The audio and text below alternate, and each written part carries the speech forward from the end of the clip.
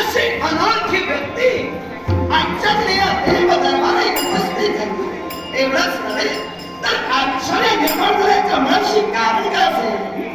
ज्या व्यक्तीशी देवराज देवेंद्राचा आजपर्यंत कधीही निकटतम सुद्धा संबंध नाही, अशी व्यक्ती स्वर्ग साम्राज्यात एका क्षणी आपल्याकडे शब्द आपल्या मुखात स्थित झाले. कोण आपण? आपली ओळखी आणि येण्याचं प्रयोजन तरी काय? माननीय साईनाथ गवळे यांनी बहुमान भाषी दिले. साईनाथ गवळ्यांचा आभार मानून काही महत्वाचा दशावतार नाट्यवडे होतं या भारताला शिका. देवराज माझी ओळखी नसेल तुमच्या देवराजीला धडा घडा. काय म्हणाला? आपण कोणी सर्वसामान्य नव्हे तर मग देवतांनाच तुम्ही एक घटक आहात.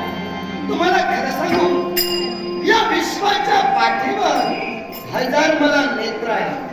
विश्वाच्या कानाकोपऱ्यात कुठं काय घडतं हे खरं तर देवराज देवेंद्र जाणतोय म्हटलं तरी सुद्धा आपण कोण आहात ही शंका देवराज देवेंद्रला उपस्थित केली. याचा मुळाशी कारण काय माहितीये का? माझं दैवी देवत्व. ते कसं हे मी तुम्हाला पटवून देईनच. आधी तुमची ओळखी तुमच्या मुखातून ऐकण्याची आणि आपल्याकडे शब्द आपल्या मुखात नास्तिक झाले.